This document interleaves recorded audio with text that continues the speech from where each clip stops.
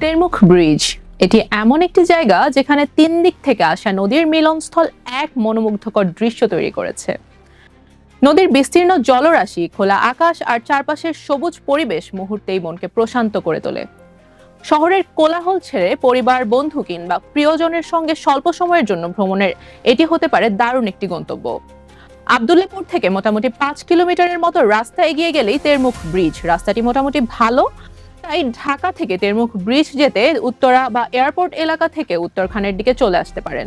উত্তরখান বাজার বা ময়নারটেক হয়ে সামনে এগোলে তুরাগ নদীর ওপর অবস্থিত তেরমুখ ব্রিজ দেখতে পাবেন। আবার গুগল ম্যাপেও তেরমুখ ব্রিজ উত্তরখান লিখে সার্চ করলে লোকেশন পেতে পারেন। ব্যক্তিগত গাড়ি, রিক্সা, সিএনজি কিংবা রাইড শেয়ার সব মাধ্যমেই সেখানে পৌঁছে যাওয়া সহজ। আব্দুল্লাহপুর থেকে রিক্সা ভাড়া ৮০ থেকে ১০০ টাকা, অটো বা গাড়িতে মাথা পিছু ৪০ থেকে ৫০ টাকা, টেম্পুতে ৩০ থেকে ৪০ টাকা হলে পৌঁছাতে পারবেন এই ব্রিজে। এখানে এসে আপনি ব্রিজের উপর দাঁড়িয়ে নদীর সৌন্দর্য উপভোগ করতে পারবেন, সূর্যোদয় বা সূর্যাস্তের মনোমুগ্ধকর দৃশ্য দেখতে পারবেন এবং সুন্দর সব ছবি তুলতে পারবেন। অনেকেই বিকেলের সময়টাকে সবচেয়ে উপভোগ্য বলে মনে করেন, কারণ তখন আবহাওয়াটা তুলনামূলক আরামদায়ক থাকে।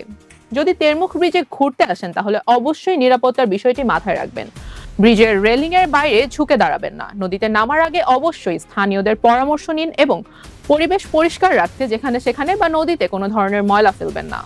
এখানে হালকা স্ন্যাকিং এর জন্য সাথে করে খাবার নিয়ে যেতে পারেন। ভারী কিছু খেতে চাইলে ব্রিজের সামনে ছায়াদ্বীপ রেস্টুরেন্ট বা ক্যাফেতে যেতে পারেন। বাচ্চাদের জন্য ছুটির দিনে এটি হতে পারে একটি উপভোগ্য জায়গা। সব মিলিয়ে ছুটির দিনটিকে আরো বেশি এনজয় করার জন্য তেরমুখ ব্রিজ হতে পারে একটি আদর্শ গন্তব্যস্থল।